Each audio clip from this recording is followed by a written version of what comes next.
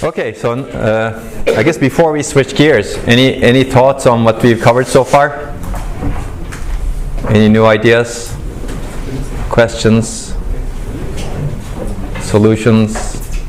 Nothing? Everything is very clear.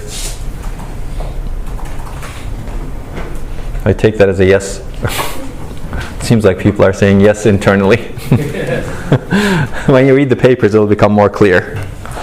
Okay, so now we're going to switch gears and talk about something else that's fascinating as well, which is computation and memory. I've already kind of been building up to it, if you realize that, right? I was providing all these reasons to have intelligent memory controllers. And that was more of a bottom-up approach. Bottom-up in the sense that there's a need for intelligent memory controllers because there's a push from circuits and devices that kind of require us to have more intelligence in the memory controller for various reasons. Mainly these are scaling problems that lead to intelligence, but some of it is quality of service problems, right? We've seen examples of reducing refresh. That requires an intelligent memory controller that over time understands the retention times, right? That's a scaling problem, that's an efficiency problem, that's a performance problem. You want all of that. And how do you solve the refresh problem? You need an intelligent memory controller. Row hammer is an example where you need that intelligent memory controller. Figuring out your retention times, you need an intelligent memory controller. Providing quality of service, even though we didn't go into the details of the mechanisms, if you want to have quality of service, reduce the interference between different applications, reduce denial of service that you have, you need to have an intelligent memory controller to actually arbitrate the requests. Hybrid main memory, we talked about that also. If you want to have hybrid main memory, where the memory, there are different types of memory, and you want to allocate data to each type of memory so that you can maximize the benefits of each memory while minimizing the downsides. That requires an intelligent memory controller that understands the access patterns. So all of these are bottom-up reasons that require intelligent memory controllers, because you need to have a hybrid main memory to scale the memory size, right? Now let's talk about the top-down reasons. This is kind of the outline that I have for today's lecture and next week's first lecture. Basically, there's a need for intelligent memory controllers from the bottom up, and I'll motivate it top down. And I believe we're getting squeezed in the middle. Top down means systems and applications require more intelligence from the memory controller. And if you're squeezed in the middle, it's always good to disrupt at that point and have a different model of execution, which will be in-memory computation in this case. And we're seeing an example of this. Like when I was giving this sort of lecture in 2013, 14 or so, there were no real startups that were looking at in-memory computation. People were potentially thinking about it, but there was nothing that you could put your hands on. But this lecture, or this class, we started with a startup called UPMEM, right, if you remember. I'm going to mention that later on also. Basically, you have now startups that are seriously looking into in-memory computation. Big companies are also seriously looking at it.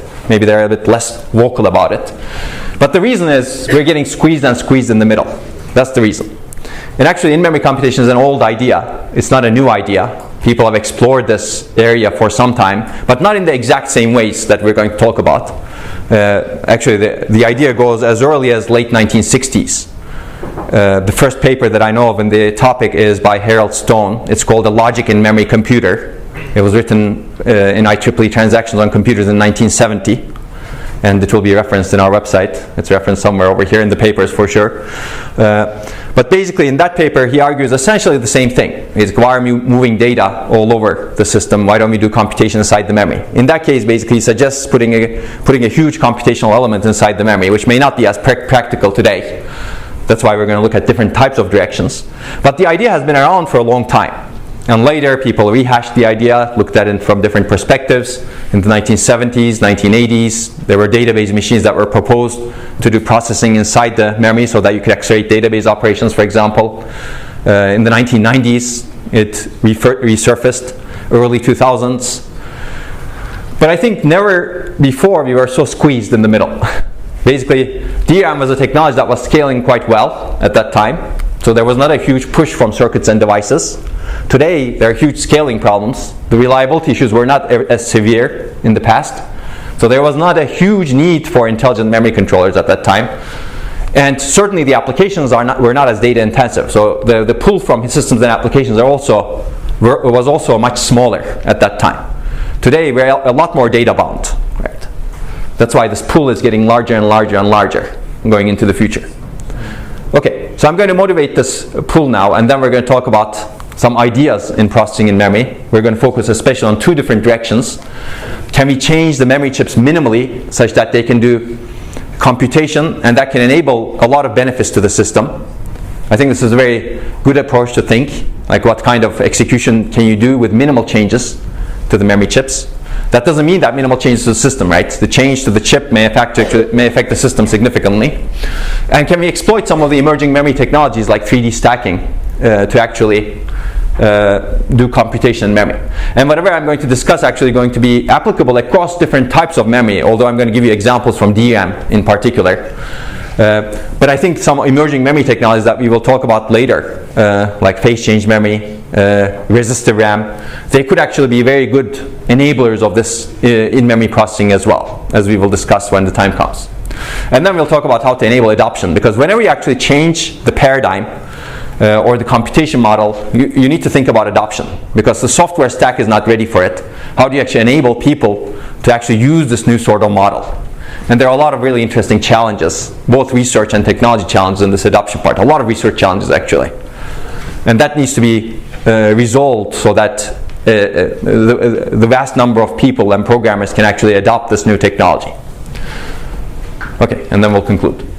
So basically, let's take a look at these systems trends. We've seen the circuit and scaling trends, I think. Hopefully those are clear. But on the system side, three major trends exist. One is data acts as a major bottleneck, clearly, especially in many interesting applications. Applications are increasingly data hungry, and this is not going to change.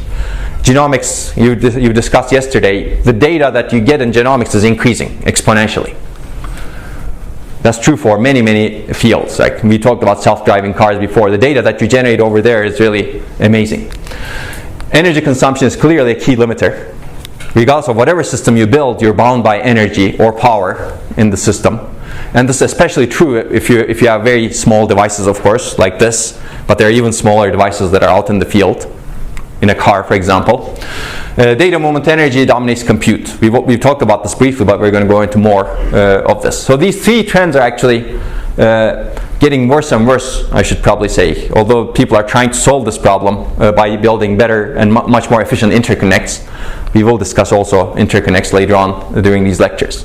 But this is especially true for off-chip to on-chip movement. So basically the observation and opportunity is that, the observation is that there's high latency and high energy that we have in the systems, and that's really caused by data movement. You're moving data from the memory device and the storage device into computation units, because there's a fundamental dichotomy between these two devices. Compute devices cannot store data, and memory devices cannot compute. Well, actually, there's a breakdown over there. Memory devices cannot compute is definitely true, but compute devices cannot store data is not true, because most of the compute devices that we have actually are storage and data movement devices like we've discussed. But the part that is dedicated to computation and storage is still different inside a chip, for example.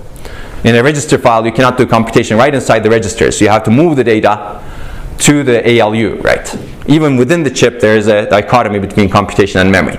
There's no memory that's intelligent, that acts on the data that it has, basically. But basically, data moment exercise these long energy-hungry interconnects, energy-hungry electrical interfaces, and those interfaces are actually very hungry. So whenever you're driving data outside a chip, you really need to, you're actually consuming a lot of energy. And also this leads to movement of large amounts of data. Like if you're really operating on a huge data set, you need to move that data to the computation unit before you can operate on it. So the opportunity is to minimize the data movement by performing computation directly where the data resides, or near where the data resides. So basically, I think there's a spectrum of things that you can do closer to the data. Ideally, you don't move the data at all, and you do the operation right where the data sits, and you do it in place. Right? That way you don't move the data. Now that may be very disruptive to the design of the memory itself, of course, right? Because memory is really not designed to have these computation elements right where the data is stored. You may move the data just a little bit outside and have computation on the boundary. Clearly, you can still do it inside the memory device, for example, but that's now getting farther away from where the data resides. You could do it in the memory controller. That's a bit farther away. Now, as you keep getting farther away, the benefits will also reduce, of course. So this idea is, I'm going to use all of these interchangeably. I'm not going to make a distinction, but keep what I said in mind basically. This is called processing in memory computational processing, or near data processing. I think I've seen also new terms like computation near memory, CNM, computation inside memory. I'm not going to distinguish between those terms. Clearly it's possible to come up with a taxonomy, but I think my taxonomy is, how much are you moving the data to perform computation on it? If you're not moving the data at all, then you're really minimizing data movement. And you could think of this like an onion, right? At the core of the onion, you're not moving the core, but outside, as you get outside, the benefits that you're getting is reducing, right? Okay, and the general concept is applicable to any other data storage and movement unit, basically. Caches, SSDs, main memory, network, controllers. You could do computation inside any of those. And the benefits you get depend on how much you're moving the data and how much computation there is. Okay, but today basically we're not doing computation in any of these, if you think about it. People are trying to. For example, in SSD, they want to offload some search operations in an SSD so that the CPU doesn't need to get the data, see the data. But even within the SSD, there's a dichotomy, right? You have the flash memory and you have the controllers. From the CPU's perspective, you're reducing the data movement, but between that controller and the SSD, you're still transferring data. So you can do even better. You can put the computation unit inside the flash chips themselves. Okay, so this is just some terminology. Any questions? Okay, so this, I believe, I think at the heart of it, we're going to discuss a lot of these as we've discussed. This enables fundamentally more energy efficient architectures because you're minimizing the data movement. And it's always good to think about what is the minimum that you can get in terms of data movement so that you can maximize your efficiency. But this is also low latency in the sense that you're really reducing your latency of access. If you're not moving the data, clearly you're reducing your latency of access to the data, right? Now, of course, the flip side is you need to move the computation to the data now, and you need to ensure that you orchestrate that computation well. Okay, now let's have some fun with this guy a little bit more. You remember Maslow? Okay, and you remember that he's famous for this hierarchy, which has a lot of impact. So I'm going to apply this hierarchy again. I motivated the reliability and security issues earlier. But in a sense, I was not perfectly correct, right? Reliability and security are clearly important. You need to be secure so that you can think about other things. But who cares about reliability and security if you don't have energy to live? We could argue that this is true, right? The first step maybe is really energy in the end. And if you don't have that energy, maybe you don't care about your reliability. I think from my perspective, these are all high level, of course, but the question is, do we want a world that looks like this going into the future? Or do we want a world that looks like this? Who picks this one? Okay. Who picks this one? Okay, more people. That's good. At least we have the mindset right. Okay, so I think, we would like a world that looks more like this. It's more sustainable. But we don't want it to come at the expense of performance, right? We want certainly sustainability. We want energy efficiency. But we don't want to give up our ability to solve the biggest problems. Right? I think this is really important. Because sustainability is really easy if we give up all of the technology that we have, clearly. But that's probably a cop-out in the end. So if we really want all of these, we're kind of greedy as humans. The question is, how do we achieve all of these at the same time? I think this is a good question to ask in all aspects of life going into the future. But computing is a big aspect, as we will discuss. Okay, I don't know why that's here, but we're going to fix that problem. Okay, so I think let's talk about the problem. So we want high performance, energy efficiency, and sustainability. And we know that the data access is a major performance and energy bottleneck that we have today. That's affecting all of them. Our current design principles are really going against all of those that we discussed. Basically, they cause great energy waste, which goes against both energy and sustainability, and great performance loss. Basically, the real issue is processing of data is performed far away from the data. So let me go back to over here. I put performance loss in parentheses over here. Clearly, when we move data, we're causing a lot of energy waste. If you remember, I told you the story of people using these nanopore sequencing devices in Africa, and they're basically generating a lot of data from these nanopore sequencing devices and sending them to data centers. Right? That's causing a lot of energy waste. Why not actually process the data without moving it? Right? And that will be faster also, hopefully. But this part is in parentheses over here because we actually try to get rid of that performance loss as much as possible. If you look at a processor, we build a lot of mechanisms to tolerate latency, to do prefetching, to do massive amounts of multi-threading, and we actually build a lot of hierarchies to exploit locality as much as possible. Right? You're designing your cache lab. That's one example of trying to get rid of the performance loss of data movement from memory to the processor. So clearly we're trying to overcome this, but even then we're actually losing performance. Imagine that we're increasing complexity in the system.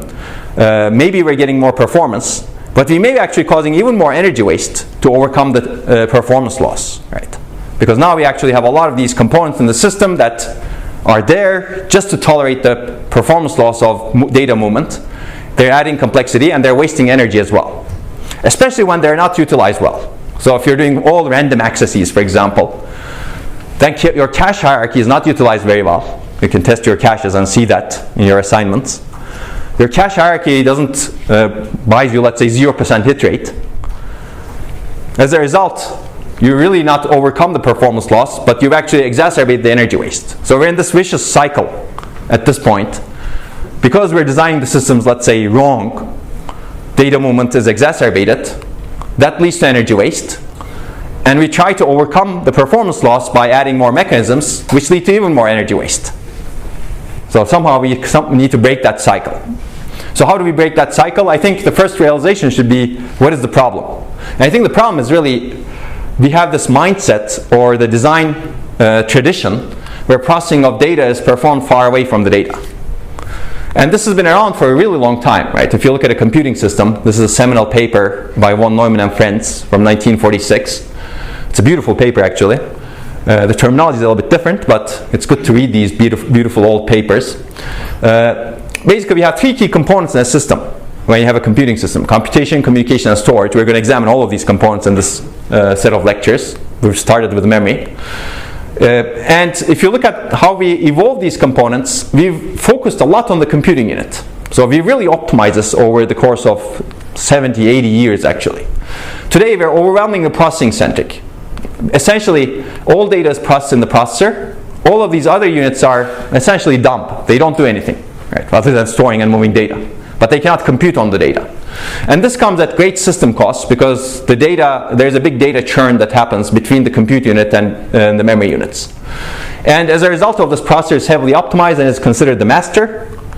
And data storage units are dumb and largely unoptimized, as we've discussed, except for some that are on the processor die. But even those that are on the processor die cannot compute.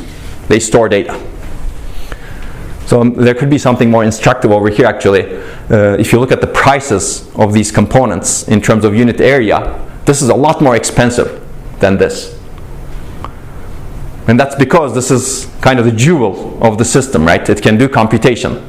It's smarter. Whereas these are dumb units and their prices should be lower and lower. So this dichotomy between memory and compute actually has led to a very interesting evolution of the business in computing. You have these computing companies, and you have these memory companies, and memory companies are struggling. Well, they're not exactly struggling, don't get me wrong, but their margins are much lower in the sense that they cannot sell this memory to very high prices because its memory is memory, right? You store data, it's not intelligent. Whereas these you can sell for a lot higher margins. You can produce them at lower cost and you can add a big margin to them because without this you cannot do anything. So I think that this difference in business is also caused by the dichotomy between computing and memory. Okay, so that's business. I'm not going to talk more about business right now. But I'm going to talk about the slide that I showed you before, very briefly again. Basically, we know that it's really about the memory. I've already given you the story of Dick Seitz and how he designed the fastest processor with his team, only to find out that only 1/18 of its time it's really doing useful work. Why? It's waiting for data, right? This is from my PhD thesis. We've also seen that basically most of the time the processor is waiting for data. And if you're interested, we're going to cover that later on. And recently Google wrote this paper in 2015 where they showed that most of the time the processor is waiting for data. A very small fraction of the time it's doing useful processing. So essentially, this is because of the way we design the systems. The processor, the memory is not computing; it's really supplying data, and the processor, as a result, is waiting for the data because of this huge data bottleneck. Okay, so then you can see more results. We should really assign this paper. Actually, we didn't assign this paper yet, right? Okay, maybe in homework too. We can make a note. This gives you a very high level perspective in terms of, you can see that the paper is titled. Can you see this? Okay, I feel like you cannot see it for some reason. You can read this part? Really? Wow, you have very good eyes. Even on the first row? Okay. I don't even know how to fix the problem. Okay. Now I can read it too. Okay, so it's called profiling a warehouse scale computer. Essentially, it's profiling the workloads that Google runs in the data center. They call their computers warehouse scale computers for whatever reason, since it's a data center essentially. Yeah, they talk about the data center being a computer, which is true at some level, but internally it consists of many, many computers, right? Okay. So basically, we have a processor-centric design paradigm. So if you think about what is the paradigm today in terms of how we design computers, it can be summarized as a processor-centric design paradigm. And when I talk about the processor, it's not just a general purpose processor, it's also accelerators, right? If you replace what I say about processors, put an accelerator over there, it's the same thing. It could be a machine learning accelerator, it could be a graphics accelerator, it could be a video accelerator, it could be a physics accelerator, whatever it is, genomics accelerator. They're all processor-centric today. And this leads to grossly imbalanced systems. So if you took my digital circuits course, one of the big design principles is balanced design, right? You need to balance your design such that no component becomes a bottleneck. Data needs to flow perfectly without getting bottlenecked. But today, because processing is done in only one place, and everything else just stores and moves data, as a result, data moves a lot. And this is energy inefficient, clearly. This is low performance. And this is also complex, because it leads to complex mechanisms to fix the problem, right? And as a result, we have overly complex and bloated processor and accelerators. Like GPU was an accelerator. Today, GPUs are actually very bloated. They have massive multi-threading, huge register files internally, and increasingly large caches and scratchpad memories, and mechanisms to tolerate latencies. And as a result, they're complicated. They consume a lot of power. Why? The reason is they're trying to tolerate data access from memory. And we build these complex hierarchies and mechanisms, which is energy inefficient, as we discussed. Low performance, because you could do some other things, right, with all of this, as opposed to keep increasing the cache size to ridiculous levels like 96 megabytes, 128 megabytes. Maybe you could use that for some other types of processing, right? If you had a different design paradigm that's different from processor-centric. And also this is complex because now you need to manage all of this hierarchy. Okay, and as a result, if I've shown you this picture also in the past, basically most of the system is dedicated to storing and moving data. If you do the calculations, more than 90% of what you have in a chip is not computing. It's moving and storing data, or controlling the storage and movement of data. Right.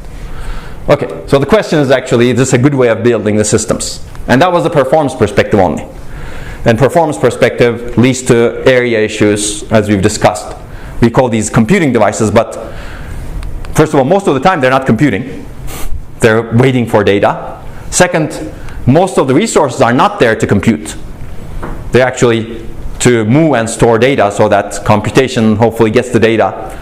But even that's not happening, as we've seen, right? Okay, let's look at the energy perspective. I've shown you this one also. This is a slide that I borrowed from Bill Daly's High Peak keynote in 2015. Basically, this looks at these are old data, I must say, old data points, but the fundamental idea is the same. Basically, this slide looks at the energy cost of different operations. For example, a 64-bit double precision floating point operation costs 20 picojoules with some technology assumptions. A DRAM read or write costs 16 nanojoules with similar technology assumptions at the same time. And you can see that there's an 800x difference, right? Okay, I'll make it 1000x in this case. But really, realistically, it's between 100 to 1000x. So does it make sense to actually move the data from the DRAM to the floating point unit to do this operation and write the data back? So that's actually costing a lot of data movement, even if you have only 3 elements, right? Two elements to do the add or whatever floating point operation you're doing, and 1 element to write back. And especially if you don't have good locality, if you're not going to reuse those elements. So it's always good to consider, do I really want to move the data over here? If you don't have any locality, if you're doing purely random accesses, it makes really no sense to move the data over here. Of course, today we move the data because we don't have any computation capability over here, right? Okay, so this slide is actually instructive in the sense that this also looks at other stuff. For example, moving the data from here, this end of the chip, to this end of the chip in a 400 square millimeter chip is about 1 nanojoules, which is still pretty high. Right? 1 nanojoule is much higher than 20 picojoules, as you can see. It's 50x difference. So the problem actually exists if you start building bigger and bigger chips also. So we talked about the wafer scale engine at the beginning of these lectures. If that wafer scale engine is, I don't remember how much time it was bigger, but it was much, much bigger. It had 1 trillion transistors as opposed to 20 billion transistors. It's about 50x bigger, I think. But basically, that has that problem also. As you keep building bigger chips, you still have a data movement problem inside the chip because you have long interconnects. And as you have long interconnects, to guarantee reliability of transmission, you need to make the interconnects larger and you need to increase the drive so they become power hungry. And as a result, their energy efficiency drops. So keep this in mind. This data movement problem is very fundamental. If you're outside the chip, it's much bigger, of course, because when you're driving the data outside the chip, you're driving much longer and much power hungry wires somewhere, maybe on a printed circuit board, for example, and you need to actually push the drive to be very high over here. That's why this is much higher. But even within the chip, you have the same problem. So you need to really somehow find a solution. For example, if you actually have data elements here, does it really make sense to move the data elements to the computation units over here? Why not distribute the computation units inside the caches, for example, inside your chip, so that you can maximize your efficiency and minimize the energy waste because of interconnect? This is actually a very interesting question. I think in HPCA, a long time ago, maybe 16, 17 years ago, HPCA is the High Performance Computer Architecture Conference, there was a panel and the question was, what is the bottleneck? Is it the interconnect or is it the memory? And I think this discussion is an odd discussion because I could take either side here and I would be correct in either side. Because the memory bottleneck is really also an interconnect bottleneck. Because whenever you want to move the data, you have to go through some sort of interconnect, and that interconnect is essentially the same wherever it is. So if you build very large memories, to get the data out, you need to go through very long interconnects. And as we will discuss that when we talk about memory latency a little bit more. So in the end, that question is a bit moot, I would say, because memory and interconnect are really inseparable from each other. Does that make sense? So if you're doing computation inside where the data resides, you're essentially getting rid of the interconnect bottleneck, and you can take advantage of the memory cell itself to do the computation. So keep that in mind. So I think memory and interconnect are together a bottleneck in the end. Okay, any questions on this? Okay. As I said earlier, you could take issues with all of these numbers, and these are maybe exacerbated a little bit. People have made a lot of improvements, but the number still remains between these two bounds today. Okay, and this is another, some other papers actually talk about this, for example. Memory data movement comprises significant amounts of system energy in web browsing, for example, and people actually quantify the number. This is a number that I've seen on the lower end. Basically, people have shown that a memory access costs more than 100 times as much energy as an add operation. But this depends on your system design in the end. And if you remember, we've also shown that more than 60% of the entire system's energy is spent on data movement on some modern workloads that are executed in real devices, like mobile devices. And we will talk about this paper maybe tomorrow. Let's see if we get to it. No, we're definitely not going to get to it today. Unless you want me to speed up extremely fast, but I think I would like you to participate also. Okay, basically I think the takeaway is, if you want to be energy efficient, fundamentally, we do not really want to move data. I think it's very hard to argue against it. So what does this mean? This means that we really need a paradigm shift to enable computation with minimal data movement, and to do computation where it makes sense, meaning where the data resides. I said where it makes sense over here because there's no single place to really do the computation, right? Because data resides in many places. And you can also collect the data in some place and do a lot of computation on it, right? This means that you may want to do the computation inside the hard disks, maybe inside the tape. I don't know how to do that, but let's do the hard disk. SSDs, inside memory, inside the memory controllers, inside the caches. Basically, we really need to have units that can do computation across all of the hierarchy. And maybe the hierarchy changes after that, of course, also, but that's a different question. Because it may make sense to do the computation inside the caches, right? Because caches may be extremely efficient. You want to actually collect the data in a cache because you're going to do a lot of operations on that data. But you don't want to move the data from the cache to the processing unit. So why don't you move the processing unit inside the cache so that you can actually do the functions inside the cache itself, right? Okay, so that's what this means. And also it's good to consider doing computations while the data is moving, because sometimes fundamentally you have to move the data, right? And this may happen especially if you're dealing with so much data that it doesn't fit in a single computer, right? This is also possible, or in a single memory. Then if you want to actually do operations on multiple pieces of data elements, you have to fundamentally move the data. While you're moving the data, you may actually want to do the computation so that you don't have to wait for all of the data to arrive. It's good to keep thinking of this because I think this is really a paradigm shift in the end, as we discuss over here. Okay, this means I think the fundamental shift is, as opposed to thinking of computing architectures as processor-centric, we want to think of computing architectures as more data-centric. Data is the most important piece. How do I actually minimize its movement? And how do I treat it as it should be treated? Right. Okay. We'll discuss more of that. So let's take a special example of this. So one special place where it may make sense to do the computation is inside the memory. Why? Because memory clearly stores a lot of data, and you could people are actually trying to run many latency critical applications just outside memory. For example, a lot of the high performance databases today are called in-memory databases. This doesn't mean that they're doing computation inside memory. This means that they want to fit the data sets inside the memory so that the computers don't access the disk.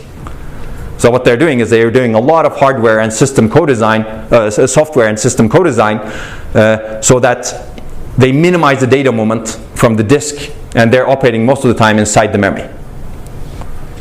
So SAP HANA, for example, has in-memory database systems. Everybody has in-memory database systems, Oracle, for example.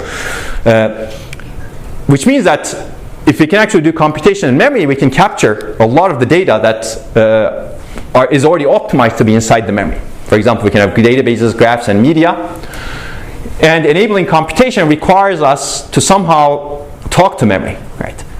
Essentially treat it as an intelligent unit. So this processor core can ask questions to memory. Memory, I have this function that I need to execute on this huge database. Can you execute it for me? Let's say it's a query, right? And memory can say yes or no. It may be capable or it may not be capable. And if it's capable, maybe it sends the results back. And then the processor core can ask other requests to memory. So this is a more intelligent system, right? As opposed to this being just a storage unit, you're now treating it as an intelligent system. Now, of course, there are many questions on how to design this, and we're going to tackle some of them. So let's take a look at the question. And this is actually a fascinating slide because it really covers the entire stack. So how do we design the compute-capable memory and the controllers everywhere? How do we design the processor chip and the in-memory units? How do we design the software and hardware interfaces to enable this communication? Today we don't have the software interfaces or the hardware interfaces to talk to memory. I don't think anybody over here has written a program that basically tells memory to execute something. You always load something from memory, right, if you've done assembly.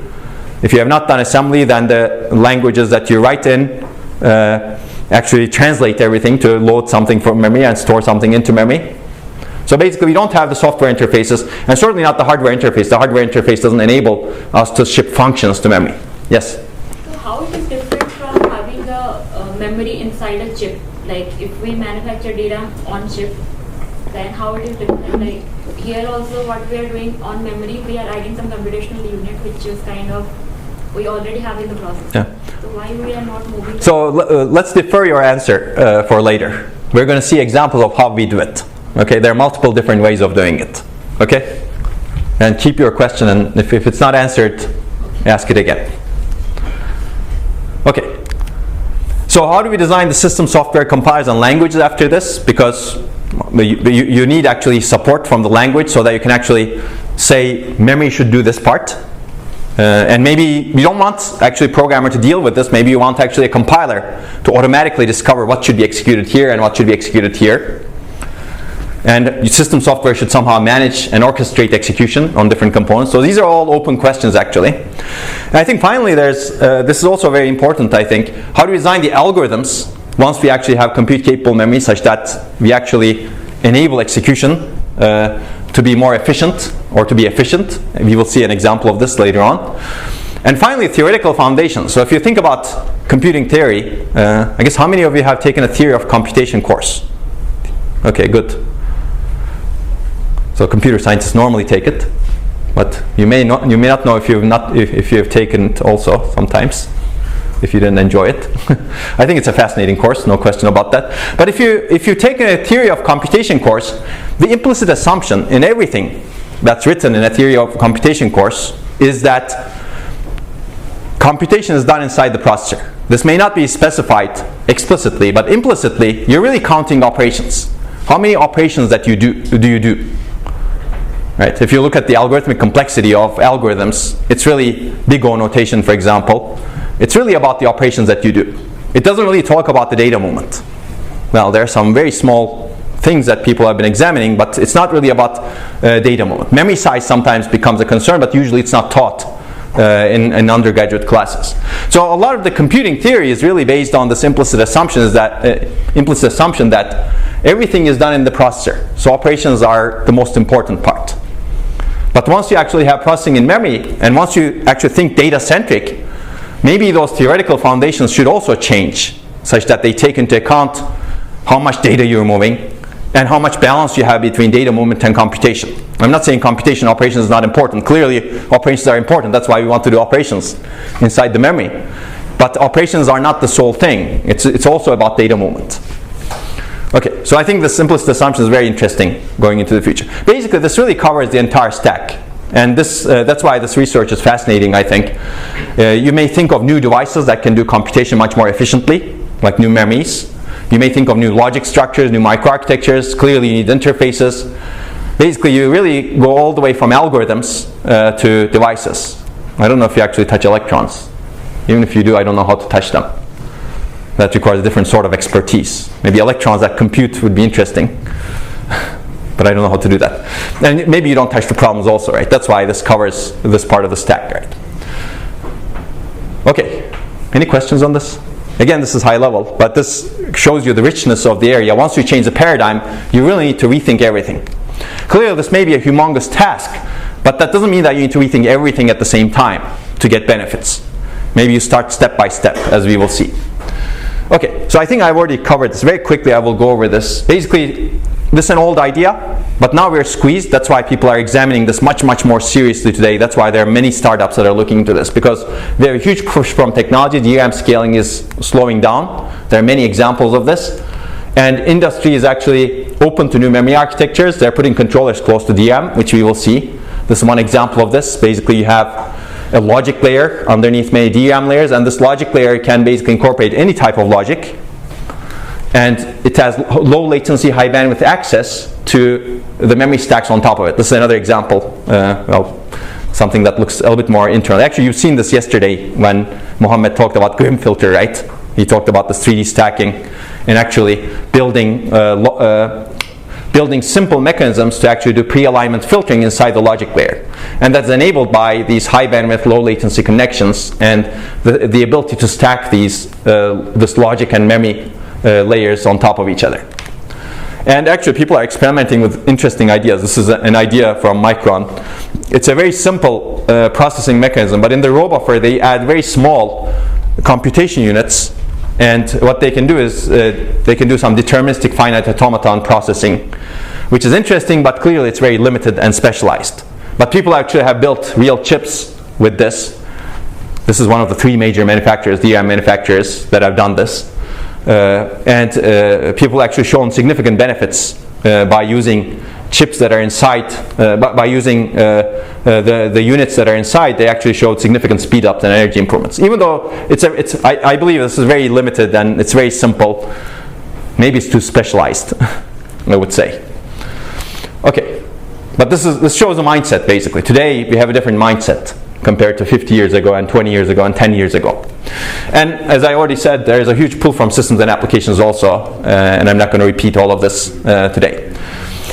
So given this, I think it's a good time to actually examine all of these ideas. Maybe re-examine past approaches also. But I believe we also need to think differently from the past approaches. So past approaches to processing in memory has been similar to what you kind of said. Basically, you have a DRAM chip, let's say. You put processing elements inside it. Or let's say you put a complicated out-of-order processor inside it. That may not be a good idea because it's quite expensive, first of all. But second of all, logic process is not very compatible with DRAM process. In DRAM, you really optimize for the capacitor, for example. And you really want to minimize that capacitor. You want to minimize the leakage. You want to minimize the noise. If you want to build a high-performance circuit, you really need a completely different process. So these two things fundamentally don't go well with each other from the process manufacturing perspective, at least today. In future, that may be different in different types of technologies. But in today's technology, DRAM and logic, they're not as compatible with each other. Now, having said that, I think people are still experimenting. Like the UPMEM approach, for example, is fundamentally, can we add logic inside a DRAM chip? But they try to minimize the logic, of course. They don't say we're going to add a huge CPU. They try to minimize the interconnect, for example. They don't want to communicate a lot because, again, the logic process and DRAM process are very different from each other. So I think those past approaches may not be exactly easy to implement. So we need to think differently. So I'm going to talk about thinking differently. I'm going to give you two examples in two directions. One is, surprisingly, people have not thought of this as much in the past until very recently. And that's really minimally changing memory chips. And the second one is really exploiting something new, some new technology, which is really 3D stacking. And 3D stacking is going to continue, I think, in the future. It'll become cheaper, it'll become more reliable, we'll keep adding more layers. We're going to move to new technologies, and I think that will enable even more tightly integrated logic and memory stacking. Like you may have logic layer memory, and then a bunch of memory layers, and then another logic layer, and then a bunch of memory layers, and another logic layer. So I think the future is going to be very heterogeneous and 3D stacked. Of course, there's a lot of work that needs to be done for it, but we're going to start simple to talk about what you can do in a single logic layer. Okay, let's start with the first one. We still have time. That's good. I don't think we're going to cover everything that I intended to cover. But let's see. Any questions so far? Now we're really going to get into the ideas. And I think the ideas are really fascinating here. Okay, so let's talk about the first one, minimally changing memory chips. And as I said, this is about memory, but I'm going to give you specific examples from DRAM. But we will see that some of these ideas are actually applicable to other memory chips as well. And it turns out any memory has great capability to perform some bulk data movement and computation internally with small changes. You can exploit internal connectivity to move data, and you can also exploit analog computation capability, as we will see. Or you could do more. So I'm going to give you a couple of ideas over here. And we're going to start very simple. We're not even going to talk about computation. We're going to talk about data movement. Well, you move the data and then you do the computation, right? But sometimes you just want to move the data. For example, if you want to copy a page to another page, source page to destination page, that's all about data movement. If you want to initialize memory, let's assume that you want to zero initialize all of your database, terabytes and terabytes. You basically write zeros to all of memory. It sounds like a waste of time, right? But this really happens. You actually really want to physically write zeros to memory because, again, security is a key concern. A lot of the operating systems today, even in general purpose systems, whenever you deallocate a page, they zero out that page. Or they write some random values. You can read the manuals depending and figure out what they exactly do. But they usually have zero page pools that they allocate from. So whenever you deallocate, your memory immediately gets zeroed as soon as possible. Immediately may be too strong, of course. Right? And this happens in all systems. But you can think of this as a waste, right? It's taking a lot of time. We will see how much time it takes. And actually, there are a lot of interesting papers that were written on this. This bulk data copy, bulk initialization. These are actually pain that has been caused to systems developers. These are some old papers that talk about why is operating system performance not improving as fast as hardware?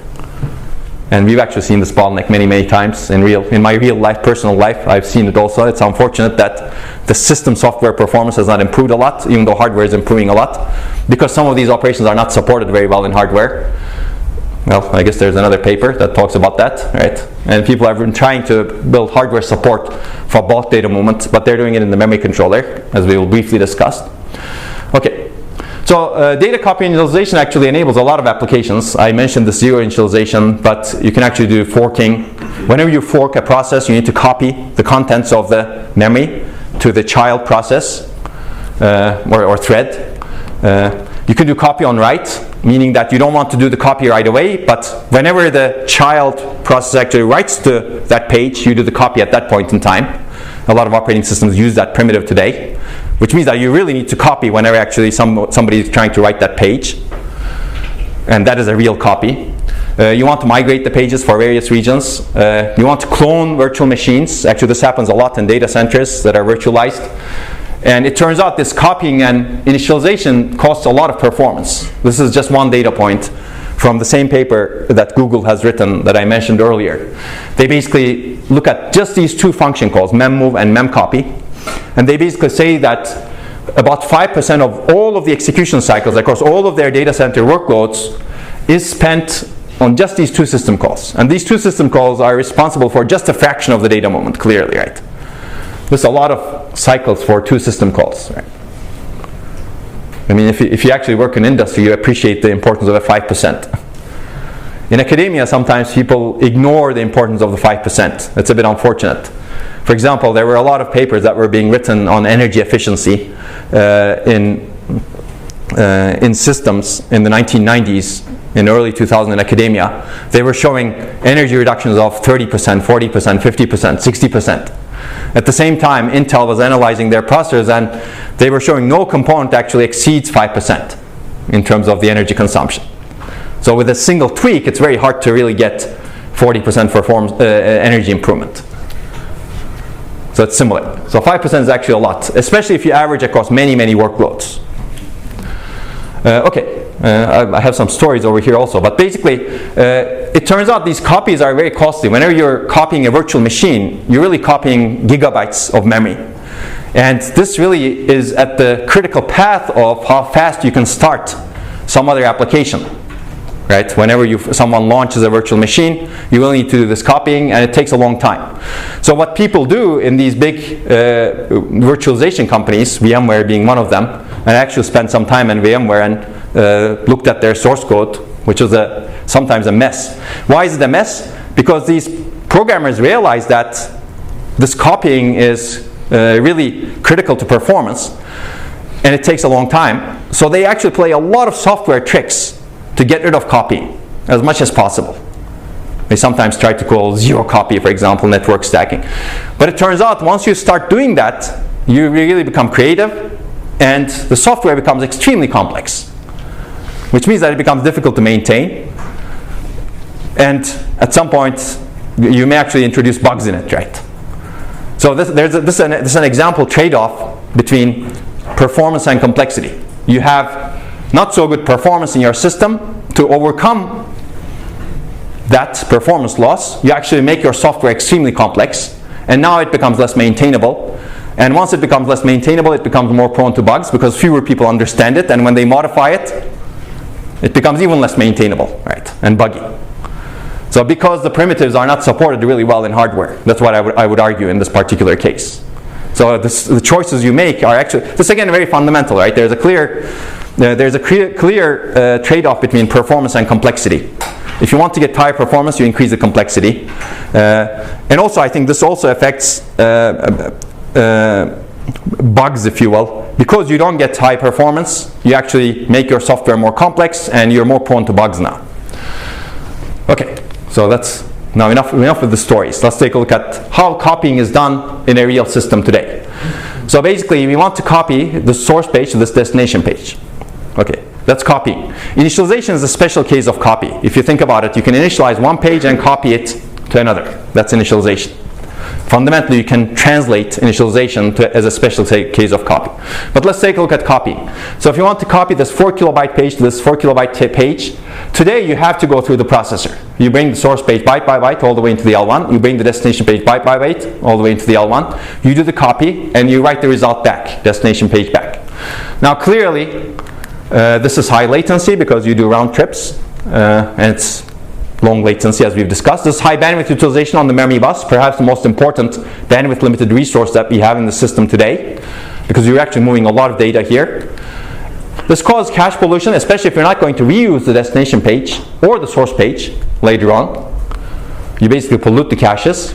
But today actually you can prevent that cache pollution by setting up your memory controller to do the copy for yourself. Those were the Intel papers that I briefly flashed earlier. So this is less of a problem, but you need to set up your memory controller to do this through the direct memory access engine.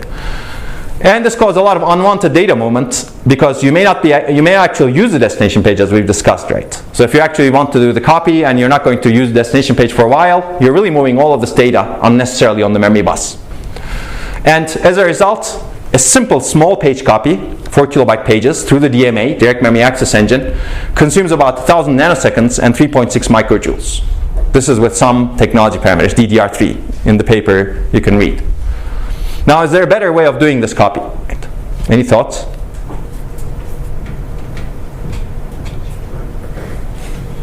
Maybe it's obvious now that I've set it up. Yes? You can bypass all the stack and doing the copy in memory. Exactly, yes. That's what I'm building to. Transfer between the two pages by using the memory controller. So perhaps the CPU can send a command to the memory controller with the two addresses and tell them to copy directly from one type address to the other. Exactly. The memory controller will do the work. Exactly, yes. Exactly. That's what we want actually. And I think that's the idea of in-memory copy basically. This CPU sends a message to the memory controller and the memory controller basically orchestrates this data movement. Basically tell the memory to do it internally without changing anything else in the system. This sounds very simple, right? It's kind of obvious maybe. And if you think about it fundamentally, that's what you really, really want to do. Of course, the question is how do you do it internally? Now, there's another level of question. Right. Abstractly, this sounds very good, but how do you actually enable this internally? We'll talk about that. So let's talk about the benefits of this. Clearly, this is low latency because you can use the internal interconnects that you have inside the memory. You're not exercising any external interconnect. This is low bandwidth utilization because you're not transferring any data outside memory. So you're not wasting bandwidth. So if some other process wants to access memory at the same time, they can do it. They can use the memory bus, right? And they can use the parallelism inside the memory. While part of your memory is doing the copy, part of the memory is transferring data. Okay, no cache pollution, but you could eliminate that today by actually doing this through the direct memory access engine, and no unwanted data movement. Basically, you eliminate the unwanted data movement over here. So basically, I will show you a mechanism that takes this 1,000 nanoseconds for a 4 kilobyte page copy to 90 nanoseconds. You can actually optimize it to be better, and 3.6 microjoules to 0.04 microjoules. You can also optimize it. But these are significant improvements, as you can see, right? Okay, how do you do it? You've seen the picture of this DRAM subarray in the past. Basically, this is a two-dimensional array of cells, and they're connected to a row buffer, as you can see. And you've seen that in order to be able to access a cell, you need to actually activate a row, right? Now, we're going to use that fundamental operational principle in DRAM. Basically, if you want to copy a row here to another row over here, assume that they're in the same subarray in DRAM. Let's assume that for now. What you need to do is very simple. You basically first activate the source row, which basically activates all of the cells and connects the cells through the bit lines to the sense amplifiers, which basically means that you actually copy the data from here to here. Now the data is very strong in the row buffer. Row buffer has all of the sense amplifiers. It sends the data. It's keeping it very strong. So you captured the value of this row. Make sense? Now the next step is to actually transmit the value to a destination row. And that, it turns out that's very easy. The next step is really doing another activate, which implicitly deactivates the source row and connects the sense amplifiers to the destination row, and the sense amplifiers transfer what they've captured before into the destination row. That's the idea. Basically, you're using the sense amplifiers as a temporary buffer to move data from, or copy data from the source row to the destination row by doing two consecutive activates. You've seen activations before. This is the same command basically. And it's negligible hardware cost actually. Actually, you can do it in real DRAM chips. There's a paper that is published that's going to appear in a week or so that shows that a lot of DRAM chips are actually capable of doing it. Maybe not completely reliably because the chips are not designed to do it, but a lot of DRAM chips have the capability to do it without even changing anything in the DRAM chip. It's fascinating, right? This was written, we wrote this in 6 years ago, and now people are actually publishing papers showing that you can do it in real DRAM chips. Yes? Why doesn't the second activated row B just overwrite the content of the row buffer? Oh, okay. Okay, that's a very good question. So the reason is the row buffer is very strong. It has the size of it. So basically, it has a cross-coupled inverter. Actually, I will go into that in a little bit. You will see it more. It has a cross-coupled inverter that can keep the data much more strongly. At that point, the row buffer is really driving the bit line, meaning that whenever you activate, the cell is very small. So it shares charge little into the bit line, but that charge doesn't have any impact because this row buffer is driving very fast, with high amount of charge. Basically, you can think of it as row buffer's drive capability is much larger than cell's drive capability. That's the reason. That's a very good question because that's kind of the next slide that I'm going to talk about. So basically this leads to more than 10x latency reduction, more than 11x, and 74x energy reduction. And you can optimize it to be even better, I think, yes? What if you want to move less than 4 kilobytes? Exactly, so that's a very good question. Now you're actually, it's good, this is critical thinking.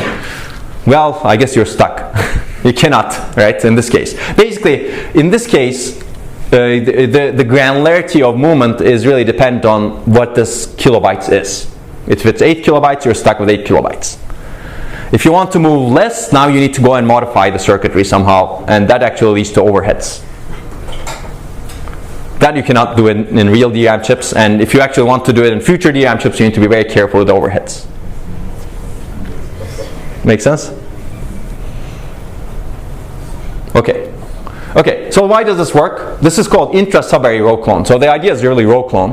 And actually, this paper was published in 2013. The Google paper that I mentioned that talks about memset and memcopy consuming more than 5% of the entire system cycles in data center workloads, that was published in 2015. And the Google paper actually references the row clone work, saying that this is a good approach to follow in future work to minimize the impact of copies on the system. Let's see, I think things may be coming up finally in this domain. But let's take a look at this. Basically, this is a single cell. Imagine this being a 4 kilobyte row. This is the source, this is the destination. Why does this work? Assume that the source has a value that's charged. Initially, what happens is this is a sense amplifier. Sense amplifier is in a pre-charged state, meaning that it has a reference voltage. Reference voltage is VDD over 2 in this case. Right? Both sides are VDD over 2. Sense amplifier is not enabled. Makes sense? So we're going a little bit down into the details of how DRAM works internally. And clearly I'm showing you 2 rows, 1 cell in each row, and a single bit line. So this is the initial state. This is the pre-charged state. Now we want to copy the source to the destination. What do? We first activate the source row. Now this connects the charge over here to the bit line, which means that there's charge sharing that happens. And clearly this voltage is higher, this voltage is lower, so there's a perturbation that's caused because of this charge sharing. Which means that capacitor loses charge, the charge over here increases, and because the charge over here increases, there's a disparity between this side of the sense amplifier and this side of the sense amplifier. And the sense amplifier is a circuit that's designed to detect that disparity, that perturbation. So it detects that this side is a little bit higher than this side. So what it does is it amplifies the difference. That's why it's called a sense amplifier. It senses the difference and it amplifies it. And you can see that it's a cross-coupled inverter over here. It's a basic storage element. And now this is VDD and this is 0, and the logical values add up. Now it amplifies the difference. While it's amplifying the difference, it also replenishes the charge over here. Because now the charge is VDD over here, which means that it flows into the cell as well, right? Again, basic charge sharing principles. So now we've captured the value. That's actually how an activate works in DRAM. Now we've captured the value of the source row, in this case a single cell. Now what are we going to do? Basically the next step is to deactivate this row and activate the destination row. Once you activate the destination row, now you can guess what happens, right? This answers the question that's earlier, your question. Basically now this is VDD. It's going to basically flow into the cell, right? And that's essentially what happens. Okay, so data gets copied inside. Now you have the destination having the same value as the source. Okay, so a high-level pictorial view is you have the source row. You basically first activate the source row, which brings the data into the row buffer, and then you activate the destination row, which brings the data into the destination row. Okay, so that was intra-subarray. What happens if the data is across different banks?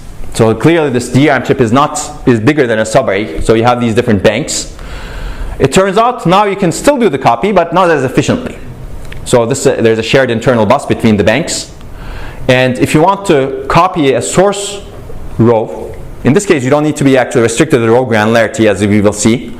Let's say if you want to copy 3 elements from this row into 3 elements to this row over here. What you need to do is basically set up this bank to be in read mode. Basically you activate this source row, you activate this one, set up this one to be in read mode, set up this one to be in write mode, and memory controller orchestrates the movement like this. This ability already exists in the DRAM chips, you just need to orchestrate this movement inside the DRAM chip. So this costs a little bit more area, but it's doable with simple changes to the hardware. Does that make sense? This is similar to what you were saying, memory controller orchestrates data movement. Now you can do arbitrary data movement granularities larger or a multiple of the shared internal bus, right? So if the internal bus is 64 bits, you can move 64 bits from here to here. You can also move 4 kilobytes, but you need to do it in a pipeline manner. Okay? So this is not as efficient. So this is going outside the onion a little bit. If you think of a subarray as being a small component of the bank, you don't move the data outside that component. Here we're moving the data from this bank to this bank. As a result, the latency reduction compared to doing this through the memory controller is much lower. As opposed to 11.6x, it's now 1.9x. Still a lot. And energy reduction, as opposed to being 74x, it's now 3.2x. Still a lot. So as you go farther and farther from the source and destination, as you move the data more, you basically lose efficiency. That's the takeaway over here. Okay, so this is a generalized row clone. We've discussed intra-subarray is 2 consecutive activates. If the data is in different banks, you do inter-bank copy. Now the problem happens if the data is in different subarrays in the same bank. It turns out this is one subarray, this is another subarray, this is the same bank. It turns out there's no way to move the data from this subarray to this subarray because there is no connection between the 2 subarrays. We're going to look at this later on. Actually, there's a paper that we've written that adds connection between the subarrays to make this faster. But for now, if you want to move a row from this subarray to this other subarray, it doesn't have to be a row actually, it could be any granularity in this case. What you do is you move the data from this subarray to another bank, a temporary row, and then you move the data that you copied to another bank from that bank to the destination subarray. It's clumsy clearly, right? These are very close to each other, but because they're not connected to each other, you have to do this data movement outside the bank to another bank, and then from that other bank into the other subarray in this bank. You can read the paper for more detail, but we have a solution to this, I think. I think the solution is actually, and the fundamental reason why this happens is you have not enough connectivity inside the memory chip. As you keep increasing the connectivity inside the memory chip, you can move the data much better. Okay. So all of these mechanisms actually have very little area cost in DRAM. Okay, I've been talking about copying, but let's talk about initialization. So if you want to do a fast row initialization, and 0 initialization is a very common operation, what you can do is you can fix one row at 0. It could be a very small row because it's fixed values, right? This is similar to fixing a register to zeros. In many ISAs, some registers are fixed to zeros. In alpha, it's R31, for example. You can fix a subarray row into 0. And this leads to some loss in capacity clearly, but now you gain performance. You can basically copy this row to any other row in the same subarray, right? With the mechanism that we've discussed. If you want to initialize with arbitrary data, you initialize one row, pay the cost of initialization going through the memory bus, and then you can copy the data to the other rows in the same subarray, right? That's the idea. So these are some values. 0 initialization most common. If you do it the way I described it, you copy data from the reserved row, you get basically 6x lower latency and 41x lower DRAM energy compared to the baseline, which is quite significant. Okay, and this summarizes the benefits. I've already said all of these, I think. So the toughest part is really inter-subarray, as we've discussed. You basically don't get latency benefits because you need to move the data from this subarray to another bank and then back from that bank to the other subarray in the same bank. But you still get energy benefits. Basically, you get 1.5x energy improvement compared to the baseline. But of course, this also shows that if you really want to maximize your benefits, you want to have the source row and the destination row in the same subarray. Right. And that will be true for any kind of in-memory processing proposal that we will discuss. You really want to put your operands into as close to each other as possible in the same structure if you really want to maximize your performance and efficiency benefits. This is also called the data mapping problem. Where do you map the data that you're operating on? Okay? And this is going to be also an adoption challenge. So who actually maps the data? Right, that's a good question. Okay, so we actually evaluated some real applications, and these are some applications that are in the paper. You can see they do reads and writes. They also do zero initialization. They also do copying. And some of them actually spend a lot of time copying. Fork is a very good example. The paper actually does a case study of fork. Depending on how much memory that you need to copy to the child process, the fraction of copy operations that you do keeps increasing, right? Or reducing, depending. Basically, it's proportional to the amount of memory that you need to copy. But you can see, for example, this boot up of a Linux kernel. It does a lot of zero initialization. It also does a lot of copying. This is a shell command that actually lists the directories, I think, that actually has a lot of copying and zeroing, as you can see. Basically, it really depends on the application. And these are by no means representative. These are some applications that we selected that looked interesting. And, okay. Basically, the benefits that you get in terms of instruction per cycle performance and the energy reduction are commensurate with the fraction of the time you're doing copy and initialization. That's the key takeaway. For example, in the fork benchmark, you get more than 40% performance improvement and more than 60% or around 60% DRAM memory energy reduction, right? In some other applications, lower, but it's still significant. That's the idea. And if the I think this paper actually doesn't do really full justice to the applications, because I think if you actually look at virtualized systems that do a lot of copying in the system, then you can actually gain even more. So finding other applications that actually do a lot of copying is really interesting. Okay, I'll talk about this and then we'll, I guess, conclude. So if you think about a simple idea like this, it's actually a very simple idea. As I said, people have demonstrated that it can be done in real DRAM chips. But if you really want to exploit this, you really need to think end to end. And that's true, this is characteristic of all computation and memory systems. You really need to think about the application and communicate the occurrences of these bulk copy and initialization operations all the way down into DRAM, memory controller at least, and the memory controller needs to be able to communicate with DRAM. So you need to change the instruction set architecture somehow, right? And fortunately, a lot of instruction set architectures already have these copy operations. In x86, for example, you have the moveS operation, and you can add a repeat prefix to it. And when you have a repeat moveS, you're basically moving a string in a repeated way. And you can copy arbitrary length strings from one location in memory to another location memory with that instruction, that single instruction. So fortunately, some ISAs already have this. If you didn't have this, you need to add that to the ISA. Okay, how do you ensure cache coherence? When you're doing the copying, some of the data may already be in the caches, right? Some of the data of the destination page may already be in the caches. What do you do with them? Well, you need to flush them if you're doing in-memory copying, right? Because you don't want to have inconsistency in both values. The paper actually talks about some solutions, but I'm not going to get into that. This is a fundamental problem with processing in memory. If you're doing processing sometimes in the processor and sometimes in memory, you need to keep coherence. Okay? How do you maximize latency and energy savings? I already alluded to it, right? The best savings come from when the data is mapped in the same subarray, source and destination, right? How do you actually maximize that? Who does the mapping? Now, if the operating system is aware of the structure of DRAM, if it knows where the subarrays are, it can allocate the pages such that if it knows copying is going to be done from this page to this page, those two pages can be allocated in the same subarray. Right? And with copy on write mechanisms, it's actually possible. So with copy on write, what happens at the system level is you basically write protect a page at the operating system level, anticipating that somebody is going to, whenever somebody is going to write to it, you make a copy. And you know exactly when you really need to make a copy. That's exactly when somebody is actually going to write to it. And you can actually allocate the destination page to be at the same subarray as the source page at that point in time, right? That's the idea.